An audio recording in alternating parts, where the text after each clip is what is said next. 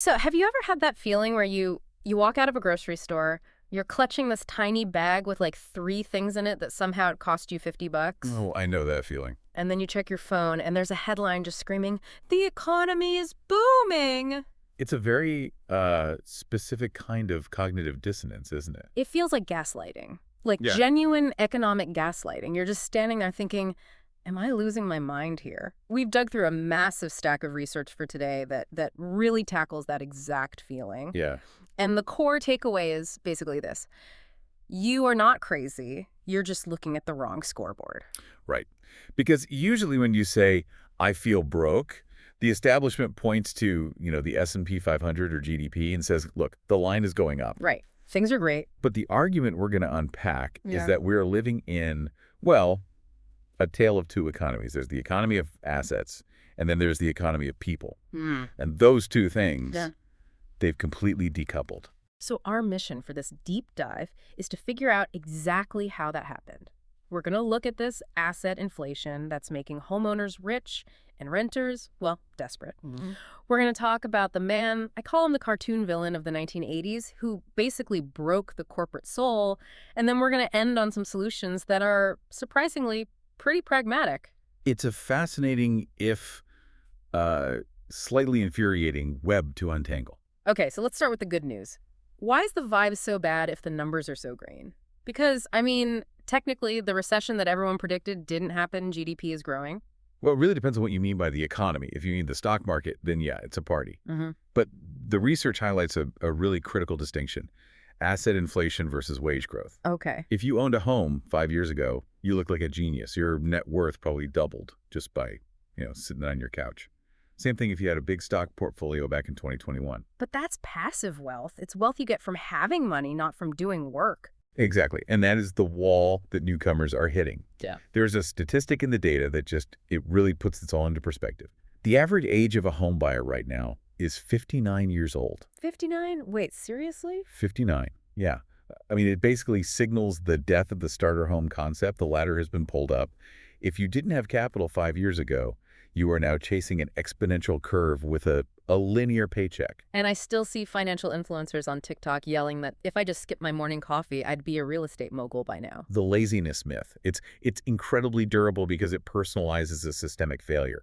It's so much easier to blame avocado toast than it is to explain that the velocity of capital accumulation has outpaced the value of labor. Okay, but let me play devil's advocate here. What about GDP? Even if housing is a mess, the gross domestic product is up. That measures actual output, doesn't it? We're making more stuff. Are we, or is that number just, skewed? The analysis suggests a huge chunk of that recent GDP growth is concentrated in one specific sector: Artificial intelligence. the AI bubble. It's functioning like a mask for the broader economy. You have these massive speculative investments in NVIDIA chips, in data centers, in generative models, Right. and that pumps up the aggregate numbers.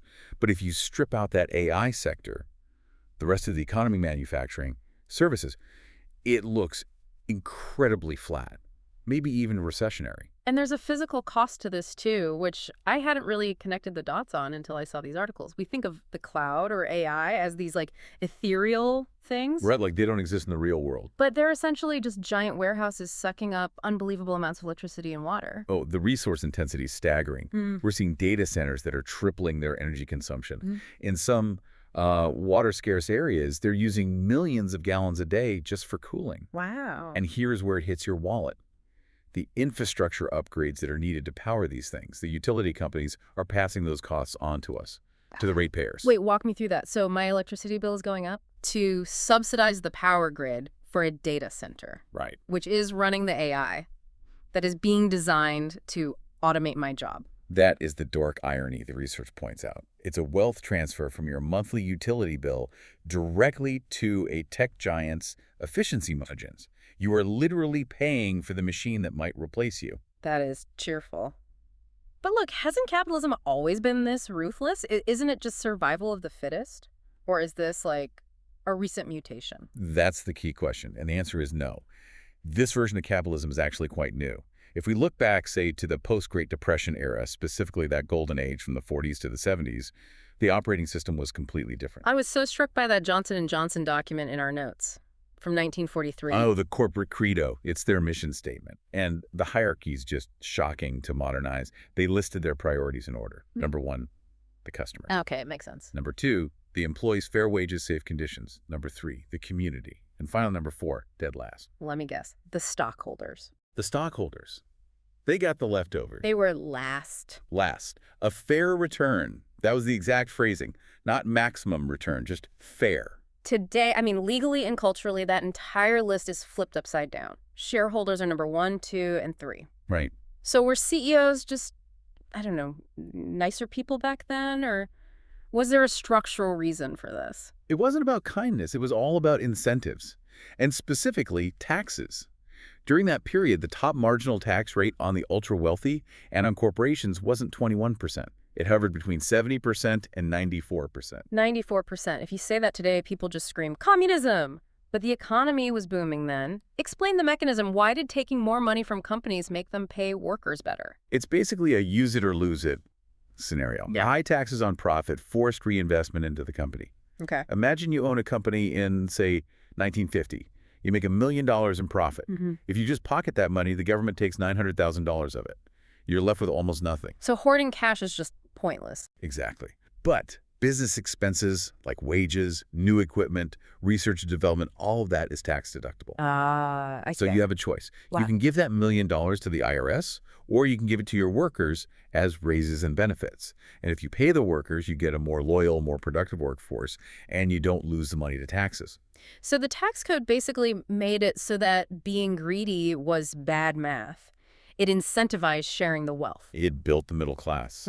A single income could support a family because the corporate incentive structure was aligned with the well-being of employees. So when did we break it? When did we decide, you know what, let's just funnel everything to the very top? The 1970s and 80s, you had the oil shocks, the cost of the Vietnam War, stagflation. There was a feeling that the American engine was stalling, and there was a fork in the road. We could have doubled down on industrial policy, on worker support. Instead, we pivoted to trickle-down economics, and we handed the keys to a new breed of CEO. And enter the villain, Jack Welch. A man who broke capitalism. He was the CEO of General Electric, and before him, GE was this kind of boring, reliable company that made toasters and jet engines. What did Welch do that was so revolutionary and destructive? He changed the primary goal of the corporation. Before Welch, the goal was longevity. It was product quality. Welch decided the only goal that mattered was shareholder value, measured quarterly. And to do that, he introduced 2 main innovations, the first one being rank and yank. Just brutal. Every single year, managers had to rank their employees. The top 20% got bonuses. The middle 70% just stayed put. And the bottom 10% were fired. Hold on, fired. Regardless of performance. Regardless, the company could be making record profits, everybody could be hitting their targets, but you still had to fire 10% of the staff. Wow. Just imagine the culture that creates. You're not collaborating with your teammate to solve a problem. You're looking for a way to trip them up so they end up in the bottom 10% instead of you. It destroyed psychological safety and loyalty overnight, but the stock market loved it because it looked efficient. And his second innovation was financialization. Right. He realized that making light bulbs is hard and has pretty low margins. But lending money, that's easy. What do you mean by financialization here? How do you turn a factory into a bank? Well, GE started focusing less on engineering great products and more on GE Capital, their financial arm. They started acting like a hedge fund that just happened to sell washing machines on the side. So just acquisitions, stock buybacks. Anything to artificially inflate the share price. He completely decoupled the stock price from the actual value of the products they were making. And for a long, long time, he was worshipped. Manager of the century? Because the line went up. But it was House of Cards. He was basically stripping the copper wiring out of the walls to sell for scrap. When he retired, he walked away with a $417 million severance package. Unbelievable. Meanwhile, the hollowed-out shell of GE eventually just collapsed. It's been split into pieces now. The giant is dead. But his philosophy won. That short-termism, cutting R&D, cutting staff, buying back stock, that is now the standard operating procedure for the S&P 500. It is. And this brings us right back to that anger we talked about at the beginning. You have a system that is optimized to extract value from workers and give it to shareholders. People feel squeezed. But the research points out that this anger is, interestingly, often redirected. The distraction narrative. Exactly. If you're a CEO paying low wages, You don't want your workers looking at your bonus. You want them looking at the person below them. And we see this constantly with the debates over SNNEP food stamps. The narrative is always, I'm working hard, I'm paying taxes, and it's all going to some lazy person buying lobster. It's a classic misdirection. Okay. Let's just look at the data. Yeah. SNAP is about 1.5% of the federal budget. It's tiny. It's just a fraction. And the vast majority of recipients are children, the elderly, or the disabled. But the stat that blew my mind was about the working age recipients. Of the people who can work, about 70% of them work full-time. They have jobs. They have jobs, but their jobs don't pay enough to eat. And here's where we have to connect the dots back to the corporate sector. Who are the top employers of SNAP recipients? It's Walmart and McDonald's. Correct. So just think about the money flow here. Walmart pays an employee a poverty wage, let's say $12 an hour. That employee can't afford food. So the government steps in and gives them SNAP benefits using your tax dollars. So I am subsidizing Walmart's payroll. Yes. You are allowing Walmart to keep their wages low because the taxpayer picks up the slack. But it gets worse. Where do you think that employee spends their food stamps? Probably at Walmart. At Walmart. So the tax money leaves your pocket, goes to the worker, and is immediately handed right back to the corporation as revenue. It's a double dip. They get the subsidized labor and they get the benefit money spent in their own stores. It's a closed loop of exploitation, where the taxpayer loses and the corporation wins twice. And yet, the whole political debate is about lazy workers, not exploitative employers. It's brilliant PR if you're evil. It works because it plays on what they call the scarcity mindset. If you feel like there isn't enough to go around, you guard your tiny slice of the pie jealously against the other. So how do we fix it? Because usually when someone suggests raising taxes on these companies or, the ultra-wealthy, the counter-argument is immediate: capital flight. They say, if you tax billionaires, they'll just leave and take the jobs with them. That is the most common bluff in economics. One paper calls it the threat of the parasitic minority. But let's look at it realistically. If you are a major U.S. corporation, you rely on U.S. infrastructure, U.S. law, U.S. intellectual property protections, and the U.S. consumer market. Right. It's not like there's a move country button on your desk. You can't just pick up a factory and drop it in the Cayman Islands. Exactly.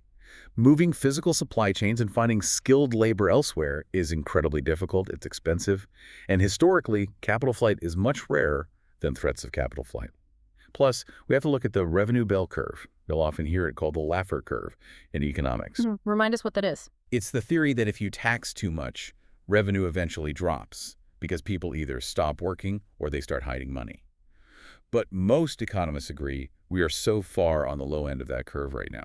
Meaning we could raise taxes significantly before it actually starts to hurt economic activity. Correct. In fact, like we saw in the 50s, higher corporate taxes might actually stimulate real economic activity by forcing reinvestment instead of hoarding. There's also a philosophical shift mentioned in the conclusion of the research. It really challenges the whole idea of infinite growth. It asks a really simple question. Is number go up the only metric that matters? We live on a finite planet with finite resources. Jack Welch tried to create infinite growth by cannibalizing his own company. We're now trying to do it by cannibalizing the environment and the working class. It feels like an addiction. It is. The analysis refers to it as a disease of greed. At a certain point, wealth accumulation isn't about utility. You can't spend $1 billion. It's just about keeping score. It's a video game high score. But their high score is crashing the server for the rest of us. Which leads to the final, and maybe the most important takeaway from all of this: solidarity. This is the antidote to the distraction narrative. The reason culture war issues dominate the news cycle, arguments about beer cans or movies or whatever, it's to prevent class war awareness. The system relies on you believing that your neighbor is your enemy. Because if the guy making $50,000 is fighting the guy making $30,000, neither of them is looking at the guy making $50 million. Exactly. The power dynamic shifts overnight if the working class realizes they have more in common with each other, regardless of politics or geography, than they do with the shareholder class. It does feel like we're at a breaking point, though. You can only tell people the economy is great while they're skipping meals for so long. Well, history suggests these pendulum swings do eventually correct. The New Deal didn't happen because politicians were feeling generous. It happened because the alternative was revolution. We might be approaching a similar moment of clarity where this two economies narrative just collapses under its own weight. So, to recap our deep dive here, We moved from an economy that prioritized stakeholders, workers, customers, to one that just worships shareholders. We watched Jack Welch turn corporations into financial casinos. We're seeing AI prop up a facade of growth while regular people pay the utility bills for it.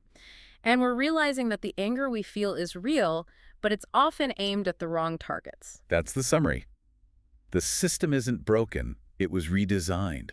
And if it was designed, it can be redesigned again. I want to leave the listener with this thought. It's about perspective. The next time you see a headline that's designed to make you angry at a specific group of people, immigrants, people on benefits, your neighbor, just ask yourself, who benefits financially if I stay mad at this person? And usually the answer is someone with a much, much bigger bank account than either of you. Keep looking up, not sideways. That's the deep dive. Thanks for listening. Take care.